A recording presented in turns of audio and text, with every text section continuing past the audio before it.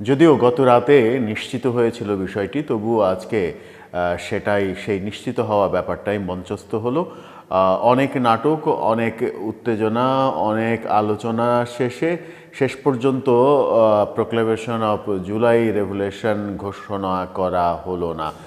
সেই ঘোষণা থেকে পিছিয়ে এলেন বৈষম্যবিরোধী ছাত্ররা। সেই ঘোষণা থেকে যখন পিছিয়ে এলেন তখন সেটাকে নিয়ে নানা রকমের কথা হচ্ছে। অনুষ্ঠানটা একবারে যেন পণ্ড না হয়ে যায় সেজন্য অনুষ্ঠানের নাম দেওয়া হলো গত রাতে মার্চ ফর ইউনিটি, অর্থাৎ একতার জন্য তাদের অভিযান শুরু হয়েছে।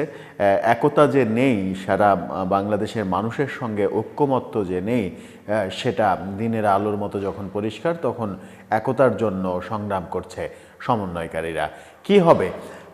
একদিকে আওয়ামী লীগ, বিএনপি সহ প্রায় সব রাজনৈতিক দলকে বাদ দিয়ে এই তথাকথিত প্রোক্লেমেশন অফ জুলাই রেভলিউশনের নামে ৭২-এর সংবিধানকে কবর রচনা করা, ৭২-এর সংবিধানকে ছুঁড়ে ফেলে দেয়া, তার পরিণতি কোন দিকে যাচ্ছে সেই আলোচনা এই ভিডিওতে করব। থাকবেন পলিটিক্স টিভির নিয়মিত আয়োজনে।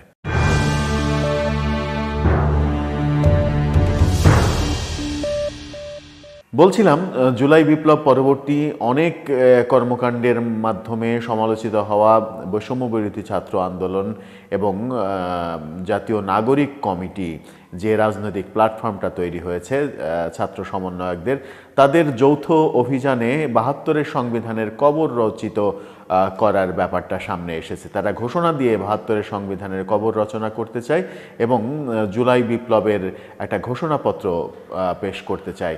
অথচ বাংলাদেশের প্রায় সব রাজনৈতিক দল, ক্ষমতাচ্যুত আওয়ামী লীগ সহ প্রায় সব রাজনৈতিক দল, একটি রাজনৈতিক দল, একটি ছোট রাজনৈতিক দল ছাড়া সব রাজনৈতিক দল এর বিরুদ্ধে অবস্থান নিয়েছে। কোনো রাজনৈতিক দলই যখন চায় না ৭২-এর সংবিধানকে ছুঁড়ে ফেলে দেওয়ার মতো এই ধরনের নোংরা কথাবার্তা উচ্চারিত হোক, কারণ বাংলাদেশের স্বাধীনতার ঘোষণাপত্র ৭১-এর 10 এপ্রিল যেটা তৈরি করা হয়েছিল, বাংলাদেশের ঘোষণাপত্র বলতে একটি ঘোষণাপত্র, এর বাইরে আর কোনো ঘোষণাপত্র থাকতে পারে না বাংলাদেশের জন্মের প্রেক্ষাপটে।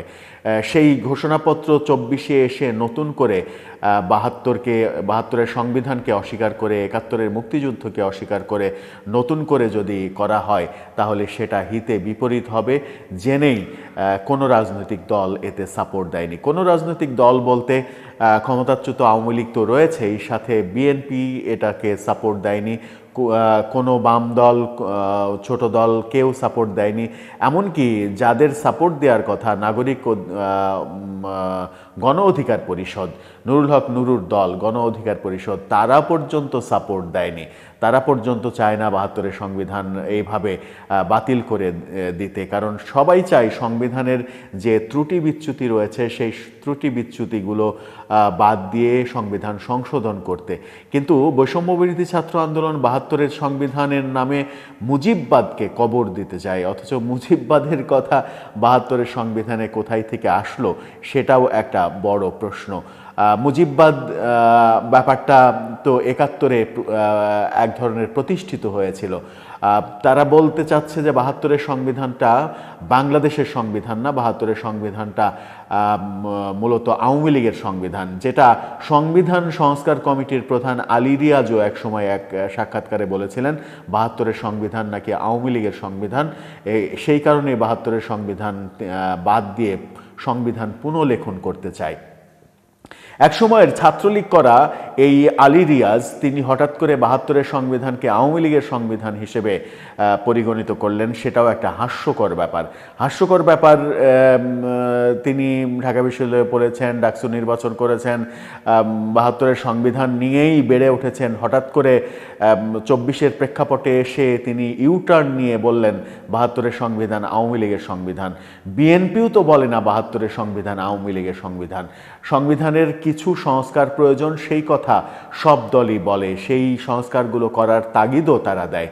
কিন্তু একমাত্র জামাতকে সঙ্গে নিয়ে বৈষম্যবিরোধী ছাত্র আন্দোলন এই প্রোক্লেমেশন অফ জুলাই রেভলিউশন এর নামে ৭২-এর সংবিধানের কবর দিতে চায়, তাদের সঙ্গী একমাত্র জামাত এবং শিবির। এই জামাত শিবিরকে সঙ্গে নিয়ে তারা কোন যুদ্ধ জয় করার স্বপ্ন দেখছে, এই প্রশ্ন কিন্তু চতুর্দিকে উঠেছে। রাজনৈতিক দলগুলো যখন একমত না, তখন গত রাতে একটা নাটক মঞ্চস্থ হতে আমরা দেখলাম। বৈষম্যবিরোধী ছাত্র আন্দোলন মিটিং করলো, সরকার মিটিং করলো।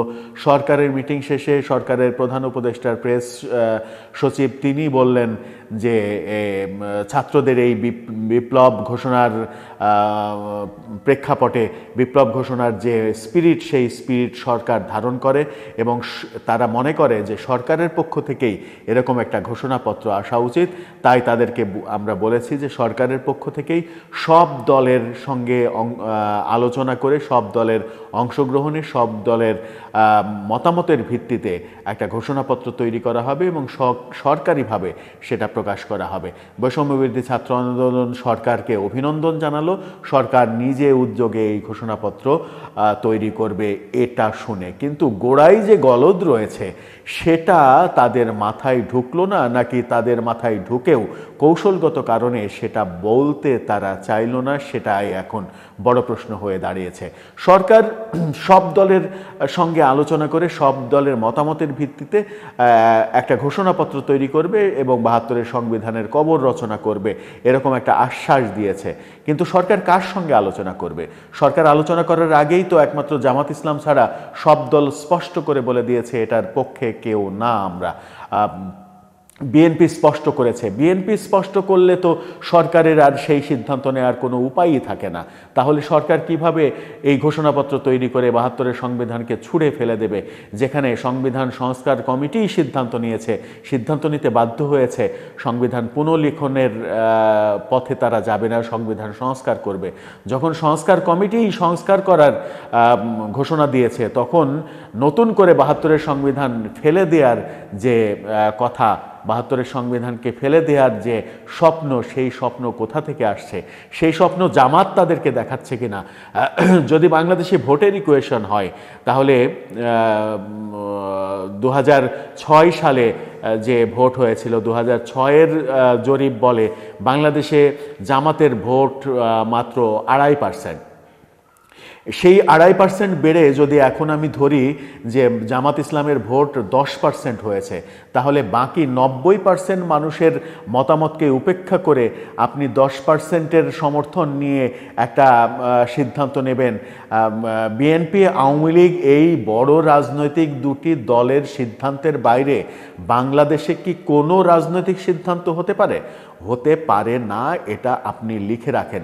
যে স্বপ্ন আপনারা দেখছেন, সেই স্বপ্ন কোনোভাবেই বাস্তবায়ন করা সম্ভব নয়। যদি বিএনপি আপনাদের পক্ষে থাকতো তাহলে বাস্তবায়ন করা সেটা সম্ভব ছিল, জামাত যদি বিপক্ষেও থাকতো। বিএনপি যেহেতু আপনাদের পক্ষে নেই, সেহেতু এটা বাস্তবায়ন করা সম্ভব নয়।